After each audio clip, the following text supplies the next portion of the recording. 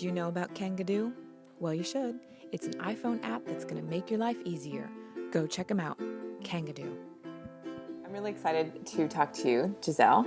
I want you to tell me your name, your kiddo's name, what you're doing, how long you've been doing it, and I'll kind of just keep going along with you as we kind of discover more. Go ahead. Okay, great. I'm Giselle, and I am the author of Kids Yoga Stories. They're yoga-inspired children's books for children. Mm-hmm. And we have a daughter. She's 2 and a little bit, in a couple months. Can you believe that? I know. It goes so fast. Crazy. And I started this business, officially started when she was about 9 months old. Yeah. But I have been writing the books for about 8 or 9 years. Oh, I didn't realize it was that long. Yeah. So you have a lot of content. I do. I know it's kind of odd to start the next book and then think, wow, I wrote this 8 or 9 years ago. Mm-hmm. You know, It's wild. Mm-hmm. It's so wild. Yeah. And when you had this idea, the concept, like you wrote it down on a napkin or you wrote it down in a journal or you wrote it somewhere, right? Yeah. So from that moment of like, I want to do this, into actually launching, how long did it take you? So I wrote them about 8 years ago after taking yoga teacher training. And then when Anamika was about 9 months old, I started to, like a lot of moms, I felt I went through a bit of depression or change or loss of self. It was a lot harder than I thought it was going to be when she was born, and I was isolated. I don't have family here. Yeah. So it was kind of a shock, actually, to tell you the truth. So after 9 months, I thought I wanted to do something more creative, right, and do something that made me happy. So I started to look into publishing these books. Initially, I just thought I'd publish one for her. So that was last January, and then the books actually were finished and ready to sell last June. So that whole span, probably about 8 years. Wow. Yeah. That's incredible. And you just kept writing. Right. Yeah. And now we're almost done our 10th book. What? I know. It's crazy. We just went for it. Because like you said, I had so much content. Yeah. That we were just ready. When we finished one, we just did the next one, and we just keep going. Right. Yeah. And everyone gets better, I hope. And yeah. Did you have any, were you nervous to like let your idea out into the world? Oh, God, yeah. Oh, yeah, for sure. Tell us about that. Tell me. My first one, I was doing 2 books in parallel. And one is a actual yoga sequence through a story. In Costa Rica, and one is a yoga principle about happiness through a story. So I did them both at the same time, not knowing which would be more popular, and I just wanted to do them for my daughter. But then I started to show friends and family. So it was about 30 people. Every time I saw someone, I'm like, here, look at these books I'm doing. What do you think? So it just went from there. And that initially, after the first couple, once I just kept getting positive feedback, it took a while before you could actually build confidence. And then coming to the mompreneurs and pitching was the first time that I actually showed people I didn't know. So that was the big first step. And that was overwhelmingly positive. Yeah. So, it was terrifying. But I think by that point I had a little bit more confidence that it was okay. But it still took months after and, till like the 500th book sale where I was like, okay, get over it. You've seen enough reviews. You've heard from enough people. It's just keep going. Something you're doing is right. People like it. Yeah, exactly. And along that whole kind of process, or through the 8 years, I guess, who helped push you along? Because I know as a creative person, I can find other projects. I can all of a sudden be traveling and forget that project. So I need to stay like committed to that. And then there's also that who helped kind of, I don't know, just putting a business together, right? Like there's the creative aspect, and then there's actually putting business, like creating a business. Yeah. Where did you find that help? How'd you figure it out? 2 things. I think most importantly, children.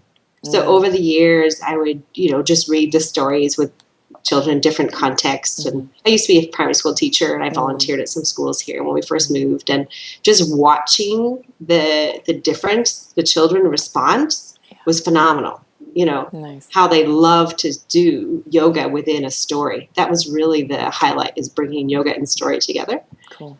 So that's one piece. I just kept thinking, well, if they're so excited and love this as much as I do, there's got to be something here, Yeah. Then the other piece about developing business, I started working with other entrepreneurs just sort of by accident. I just started working with people because I had a yoga business in Australia. And when I moved here, I just started working with people and watching the difference we could make there, just based on principles of, connecting with people, communicating, being organized, being confident, So I started to study how to develop a business. And so that was really, I started to create my own business mentors or colleagues or mastermind, whatever you want to call it. I have a group of women who I adore, and they push me and encourage me to do what I wanted to do. Has that been key, having that mastermind group or that core? How many women are in that core group? There's 4 of us. 4. Yeah. And have all of you succeeded with your projects? Succeeded. I know that's defined. Everybody can define that differently, right? So, right. Have they all been happy with the group or what's evolved? Yeah, absolutely. We found what our passion is, and now we're working towards making it financially viable, really. But I think that has been the biggest step, is really find out what is our life's work. So big.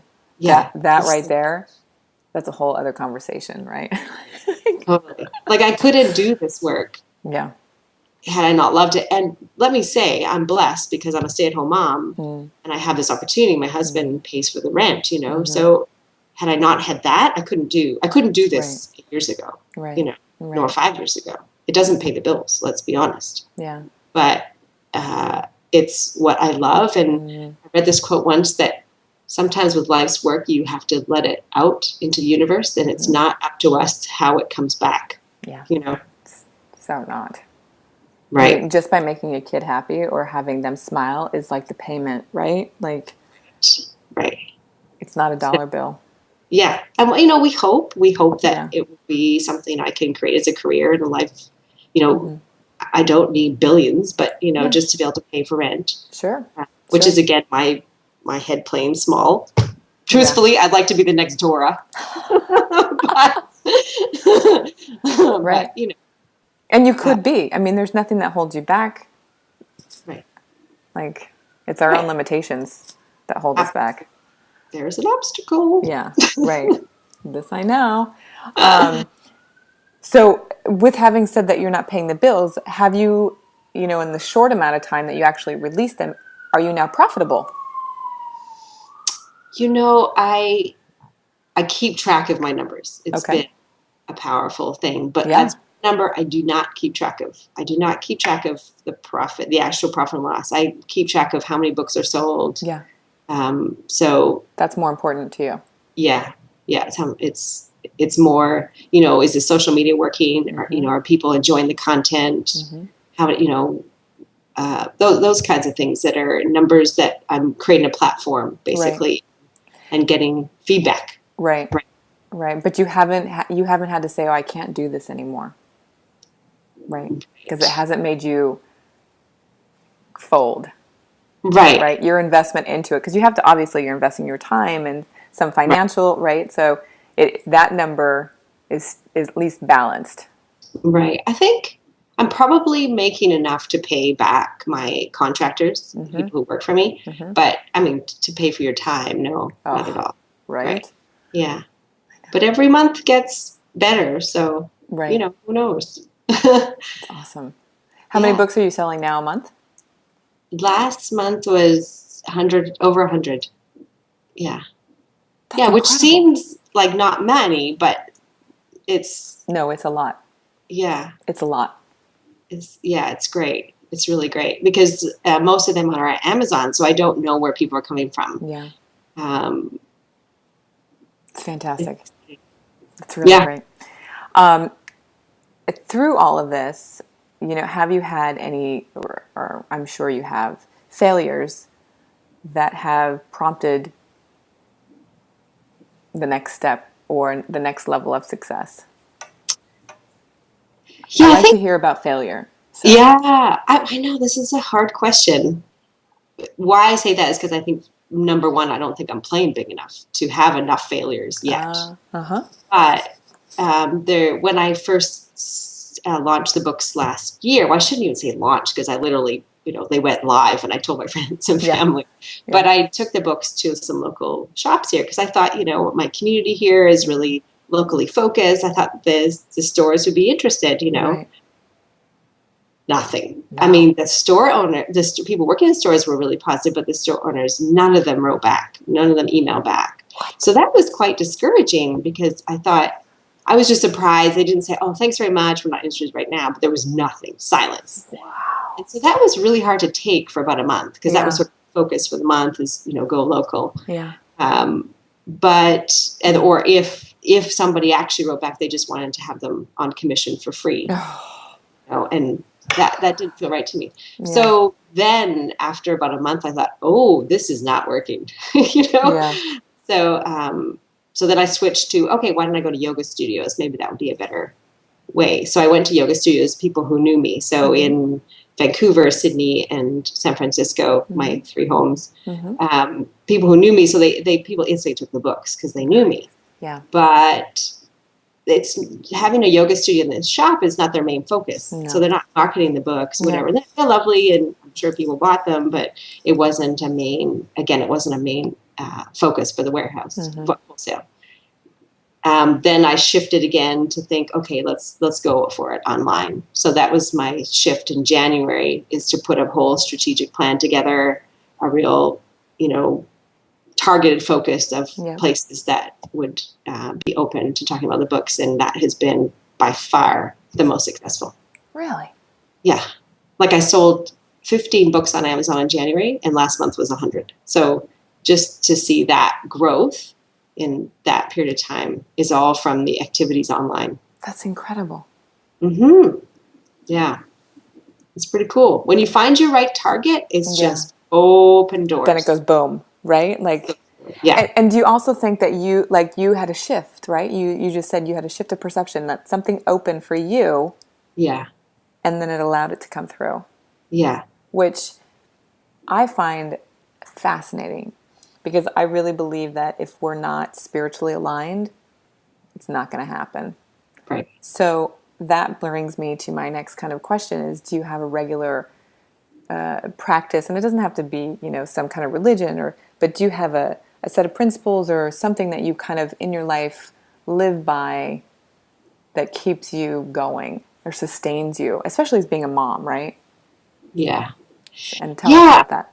That's a great question. Recently, I've been going through a bit of, emotional turmoil, of, what are we doing? And wow, this parenting is a lot harder than I thought, and everything. So the first thing I thought is, wait, get on the yoga mat. Oh. And that's where I find my home, really. And this is why this is the core of my business, core of my work. I don't practice every day by any means. I wish, right? But it's a lifestyle for me. It is. It comes in all shapes and forms. It's not necessarily the physical asana.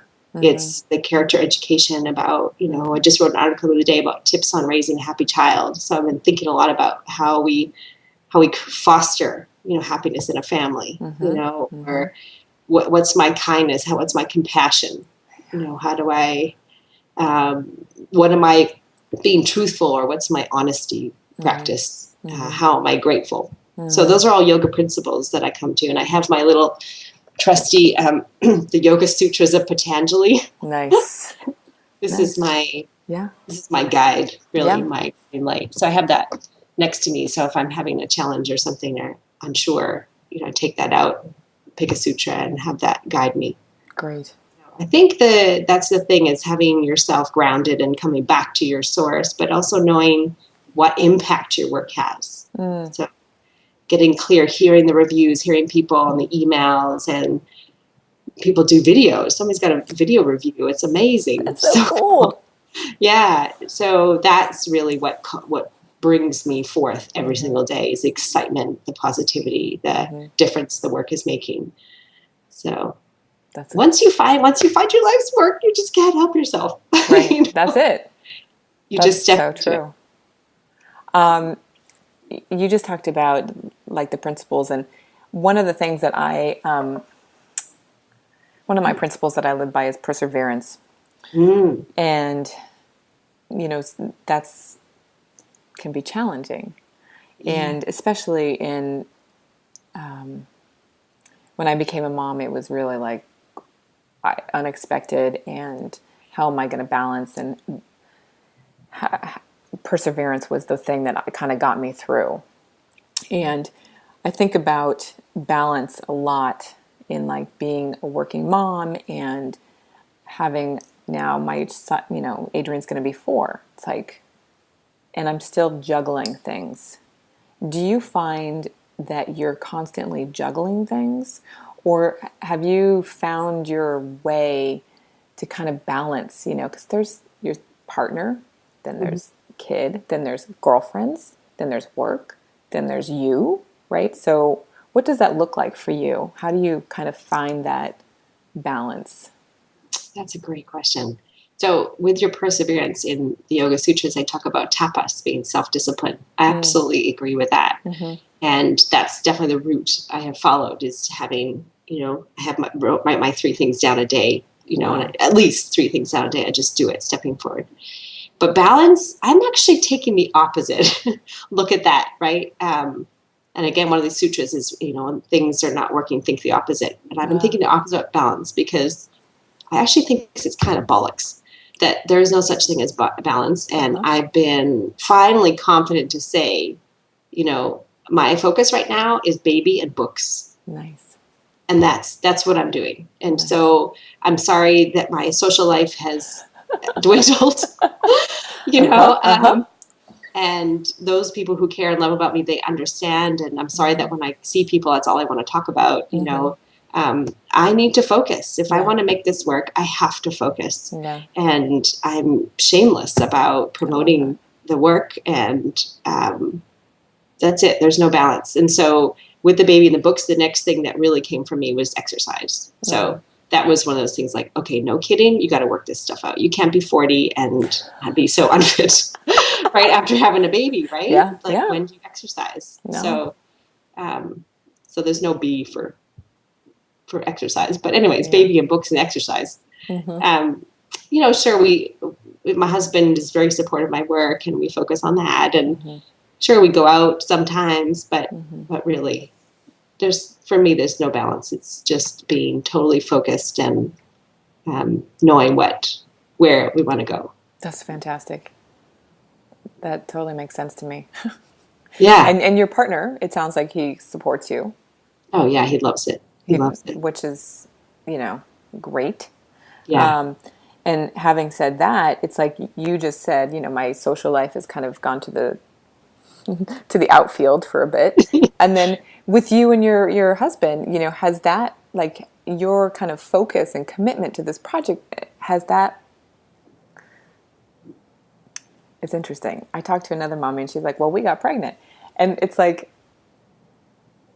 when we're in a creative space, or when I'm in a creative space and I'm really driven or committed, like my personal relationship with my husband, that kind of intimate goes a little bit to the left.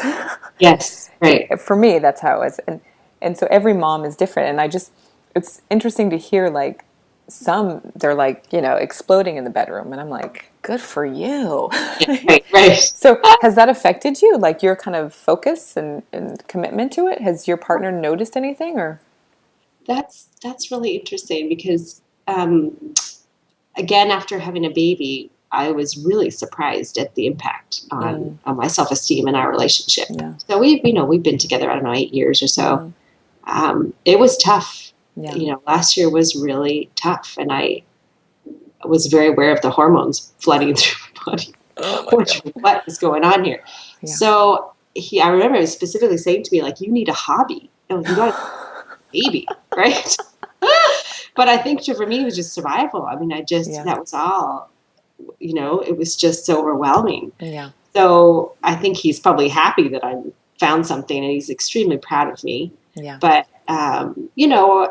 it is different. Having a small business and him working in the corporate world, we Mm. do have different interests. We've got very different days. Yeah. I'm home, Yeah. and when she's sleeping, I'm working. So, and I'm on my own. I'm basically isolated a lot of the time, which I've finally gotten used to and realized that actually a lot of moms are isolated, and Yeah. it's okay. There's a Right? ton. Yeah, Yeah. I had no idea that either. That was a surprise. Hmm. Um, so I think a bit of both. I think uh, we're working our way up. Hmm. We've got some stuff to work out, and Hmm. it's fine. It's not horrible, but it's not. It can be better. Yeah. There's room for improvement.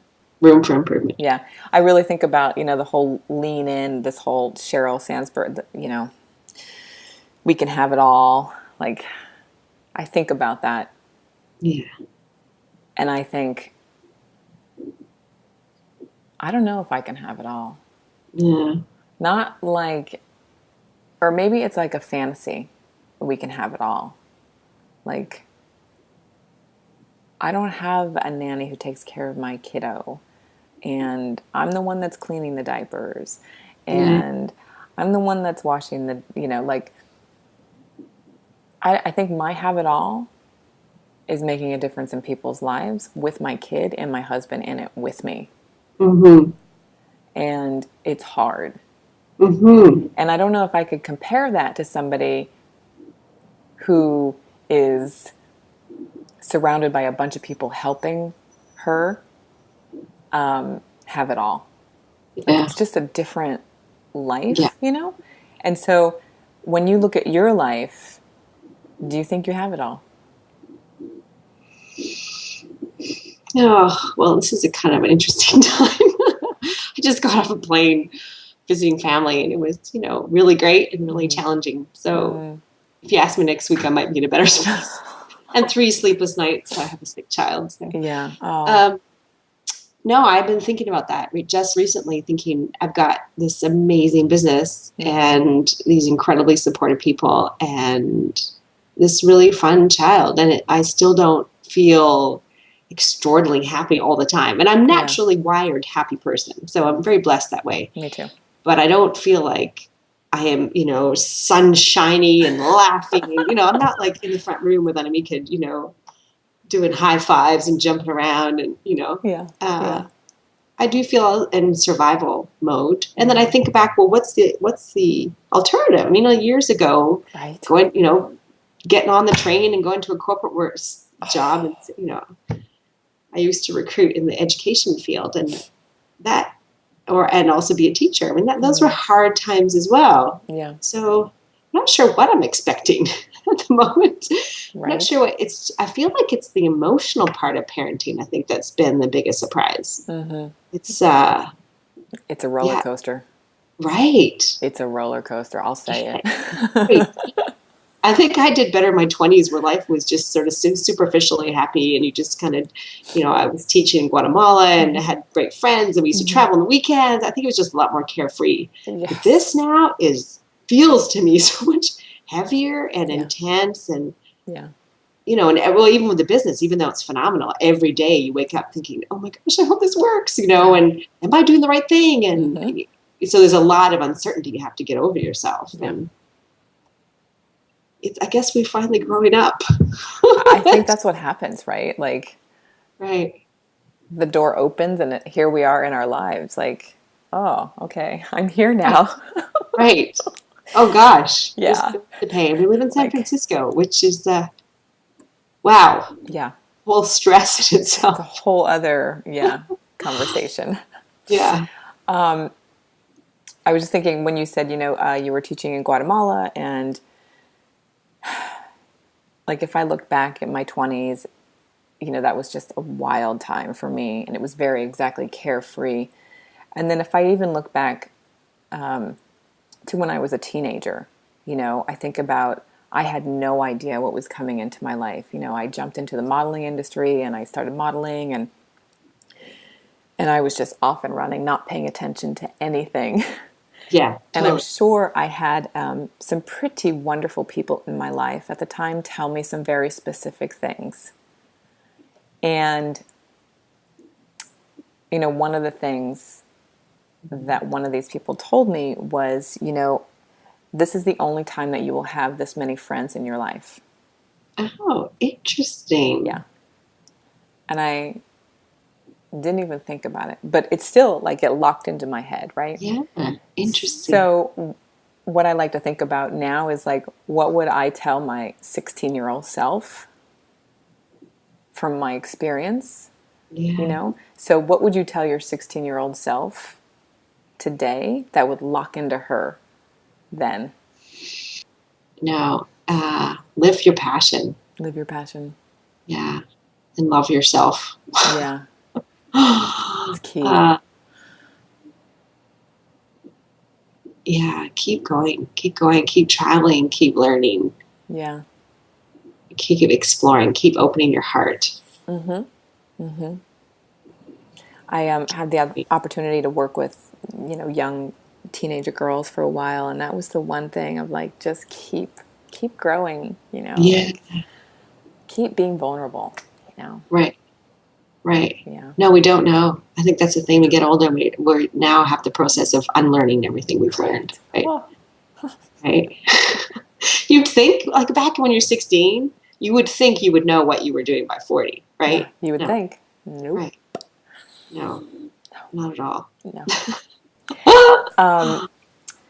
Is there anything else you want to, I don't know, tip or ask? I love this idea of, it's just popped to my head Yeah. of surrender and effort. Uh, And so I see, again, it's a yoga principle since we're talking about yoga. mm-hmm.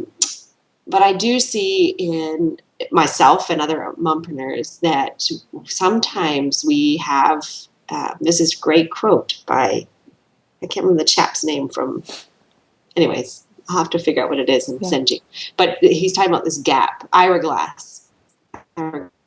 He talks about this gap that we as creatives, we're here at this point, and what the issue that we go through is that we want to be somewhere else. We want to be more than, or be more successful than we actually are. And we have a problem with this gap. Yeah. And so you, as creatives, we just have to keep going every week, write another book or write another article or post another post or reach out to another person or whatever. Mm-hmm. So we just have to keep going and be okay with this gap. And I think that as moms, we've come from all different kinds of backgrounds, and we're so motivated and ambitious and determined that we want to be there. Yeah.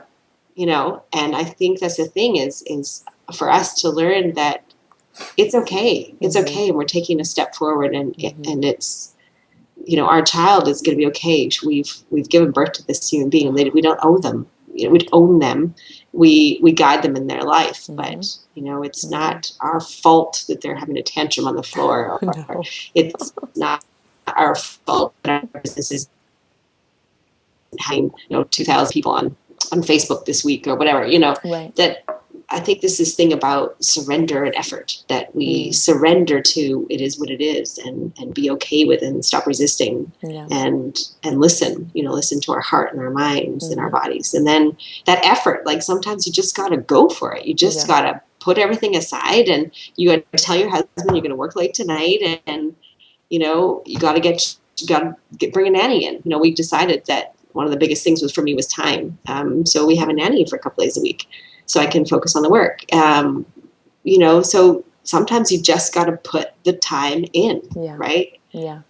Weekends, late nights, whatever. So, and then sometimes you got to know when to pull back. You have to know when to stop. Yeah. Whew. Yeah. Yeah, and you have to know when to exit too, right? You have to know when to exit. Indeed. I'll never be exiting. Hopefully I'll be taking this to my grave. That's my hope. That's great. I just want to say thank you so much. I love it. I want to thank you, Lane, and what a gift for us to share. Like you said, we're here in our homes, oftentimes our home offices. Thank you so much for wanting to talk to us as moms.